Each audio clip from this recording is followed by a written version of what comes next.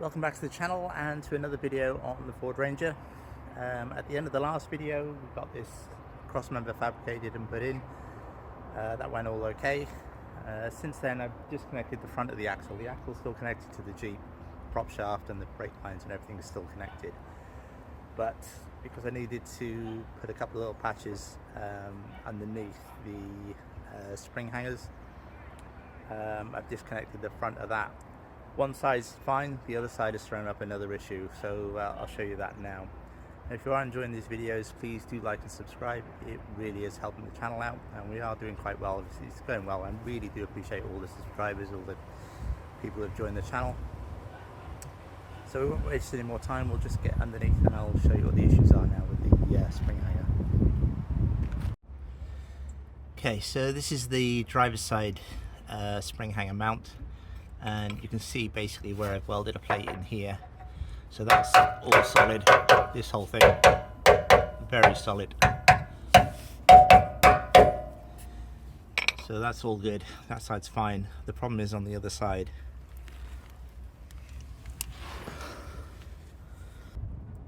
So the passenger side's a slightly different problem. It's slightly difficult to film this because of the light in the background, but I think you can just about see. This hole here obviously is not good, and the other side did have a hole here but not as big. But the issue this side is there's a hole also on the side of this, and in fact I don't know if you can see it, but I mean there's little pinholes here as well. This metal here is just wasted away. This is so thin, and if I tried to weld it, it would just blow through. So this actual side of it, the other side is okay, but this side is so thin it needs to be refabricated. The issue with that is the fuel tank is right up against it, and I won't be able to get the welder in there properly, and even if I could, I'm not that comfortable welding that close to a fuel tank. So the problem now is I'm going to have to take the fuel tank out, and to do that I need to disconnect the fuel lines and the electrics. So the tank itself isn't too bad, it's just held on by two straps, it's one either end. So hopefully, as long as those bolts come out, and which they, I mean they're pretty rusty, but there's not too much fuel in the tank. It's only about just under a quarter of a tank I think in the tank, so it's not too bad. Obviously you've got to be aware if you're ever taking a fuel tank off just how much fuel is in it, because it can be very heavy. So I'll try and get this out. Or get the fuel tank out rather, and then have a good look at this. The problem with this piece is obviously all these folds, and the way it's fabricated is for strength. I can't just put a flat piece of plate in there, but we'll get the tank out, get the electrics out, and see what we can do with it. First thing I need to do to get this tank out is get the wiring out of the way, which is mostly already off. If I disconnect this bolt here, assuming that comes out and doesn't snap, there's another one on the axle itself, and then a couple of connectors on the axle, and then this loom I think is pretty much free to come out of here. Obviously it's connected to the tank for the sender, etc. So that's the first job. Once that's done, I can disconnect the fuel lines, and I don't think there's much else holding the tank in. There's two straps, like I said, there's two bolts, so that's not really an issue as long as the bolts come out and don't snap. So get that done now.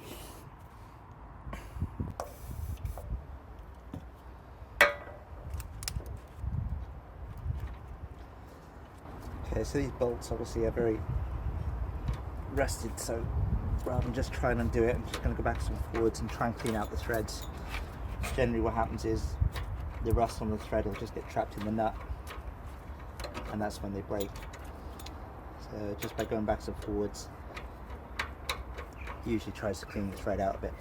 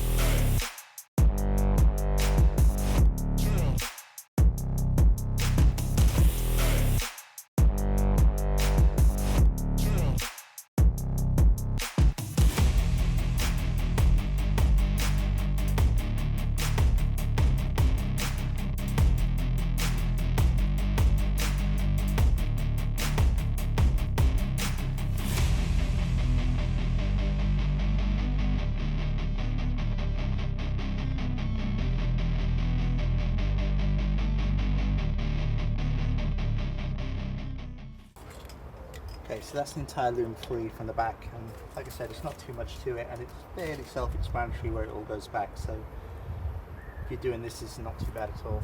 Just put this up out of the way.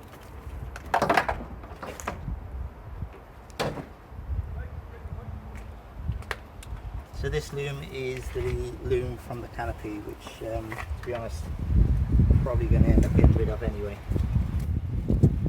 That's out of the way from the canopy.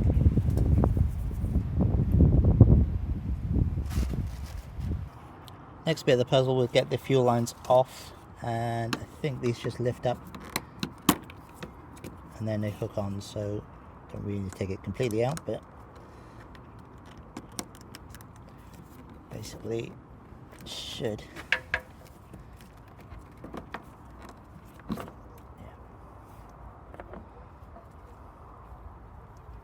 So we need to find some way of blocking these off nicely that and securely. You don't want to get dirt in there, and I don't want to get any so you don't want to get pretty sparks in there. Same that one. Okay. That's easy enough. So next job then is the two straps. So that's two bolts underneath, and they're hinged on the far side of the tank. These might be too badly rusty to see, but we'll give them a go now. So what I'm going to do is put a jack and a piece of wood underneath the tank to support it, using those two bolts off, and then hopefully drop it down. Underneath the pickup, this is the setup I got. It's just a thin piece of plywood. It's just so that the jack doesn't dig into the tank. Like I said, there's not too much fuel in there, so that should be okay. Checking out where those lines go, bring it back over to here. So this is the blue one,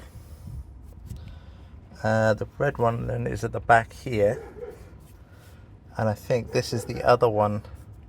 So I think I've got to disconnect this here as well, so that I can come down with the tank. Hopefully that'll stay up, and then that one come down. But I'm going to disconnect this here.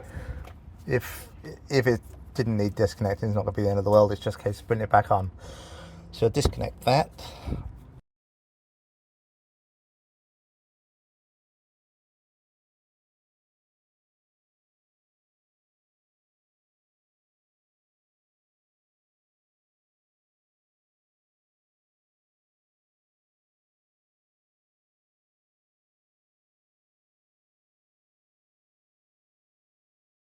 The disconnect. So the only other thing then is the bolts holding the straps on. So say one here, one the other end. I have put a bit of oil on these and clean the threads up as best I can, but these are the ones that are most likely to snap, I would think. So again, go quite gingerly with these, backwards or forwards, rather than just zip them off with the impact. So I'll undo those now, and then with the tank I think it's ready to drop down.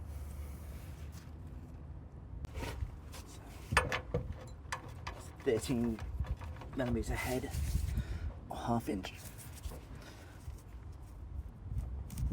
Yep, that's gonna snap.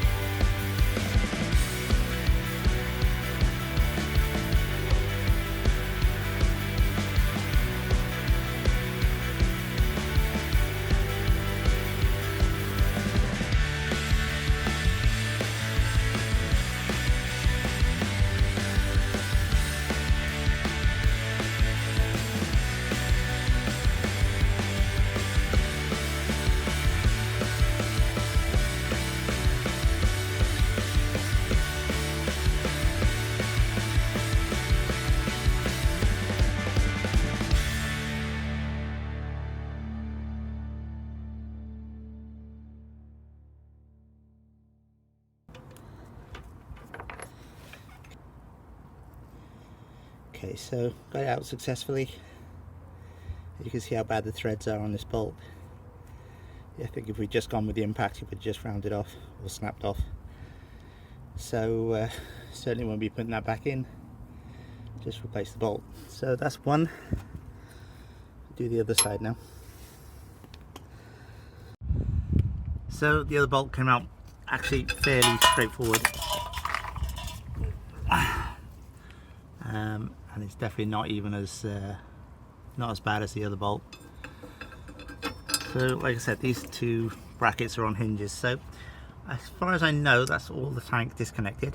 Next job then is just drop it down on the jack.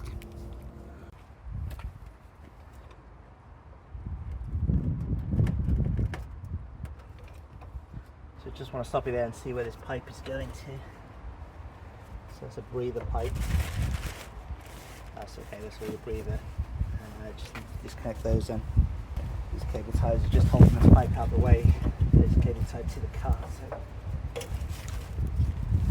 that should. It's a breather. That's the axle breather.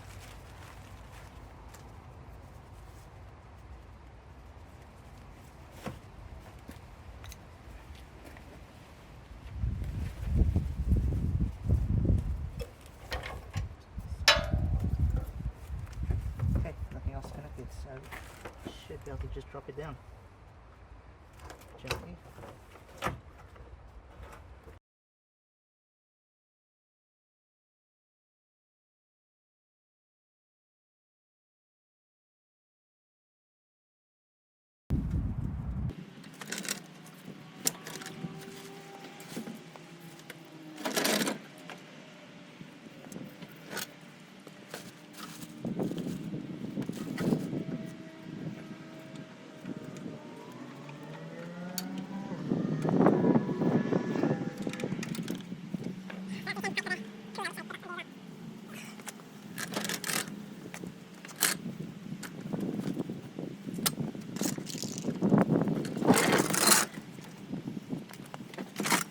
So forgot to undo this pipe for the cooler, so if you're going to do this, don't forget to do that. This pipe actually, where I disconnected it down there onto that pump or sensor or whatever it was, so that doesn't need to be disconnected. And to be honest, it probably would have been better off doing the other one as well down there.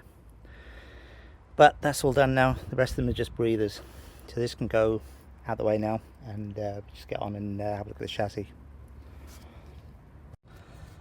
Okay, so looking inside this mount, obviously you can see the rust and the bits and pieces, so that's where I welded that box section in from the inside. This is the bit I wanted to weld up. So this obviously is all gone through, and it's gone through here, but this side is very thick. I mean, this side doesn't seem to have, well, you can see it on the edge there, it doesn't seem to have lost anything.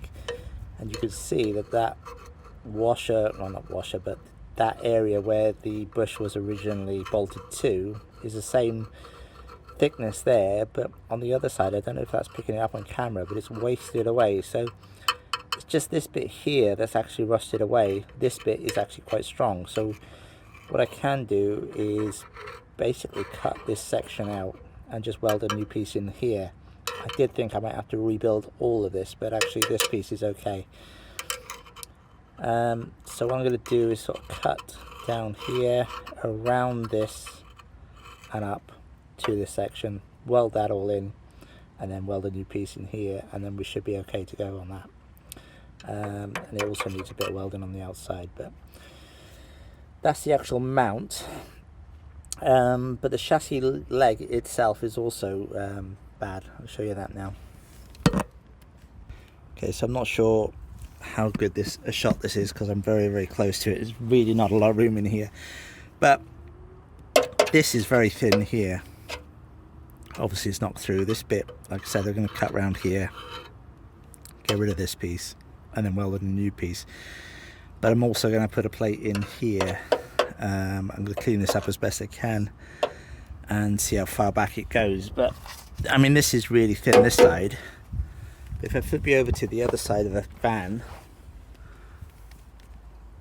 onto the Jeep. This side I haven't welded, but it's absolutely solid. So I don't know why the other side was so bad, unless it's because it was up against the fuel tank possibly.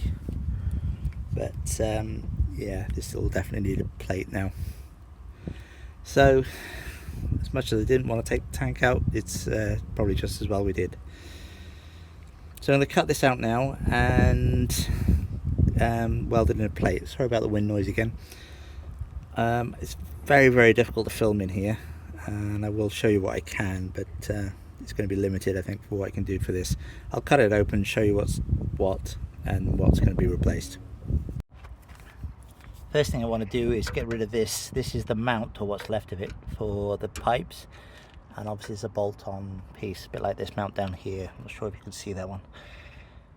So obviously this is all rounded off and rusted, so I'm going to weld that on here and see if we can just pull it out, because I still want to try and make a new mount for there if possible. So do that first.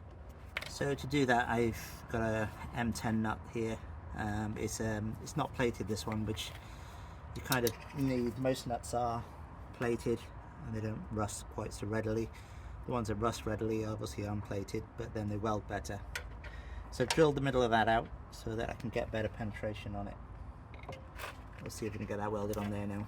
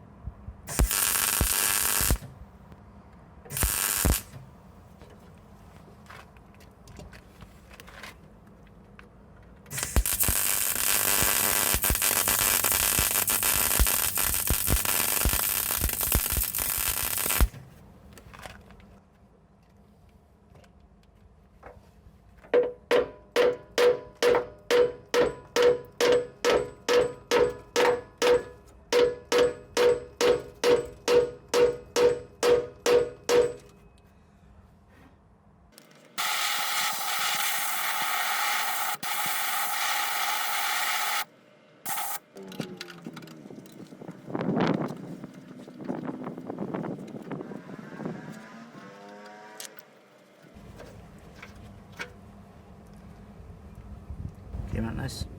That's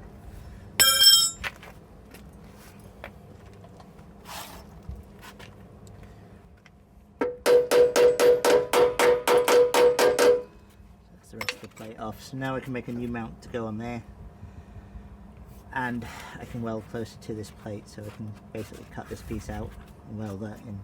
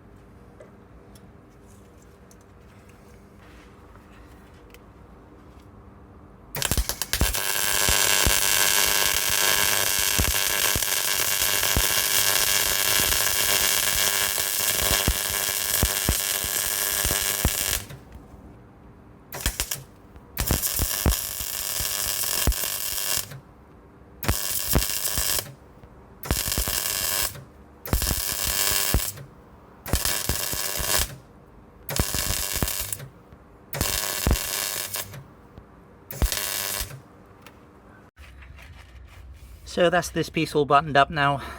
It's nice and solid, it's all welded. I did add a washer to this plate just to tie these two pieces together. It was welded inside and out, but with the extra washer it kind of just ties the two together and it just makes it that much stronger. The only other plate then I did off camera is on that cross member there. There was a slight hole in the end of that, so I added a little plate to there.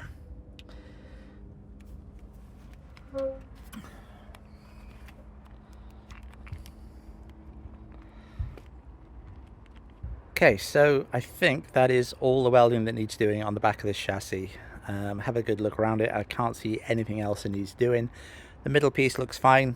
There is drain holes on the bottom and it looks like it does the job a lot better in the middle of the chassis. The front looks okay too, so I don't think that's going to be an issue. So I don't think this is going to need any more welding now. So the next job will be to clean the chassis up and give it a good coat of paint. Now there is paint on here already, but it was more to stop pieces flash rusting than anything else. So it hasn't really been rubbed down properly or prepped, so this will be a case of giving everything a really good rub down and give it a good clean up.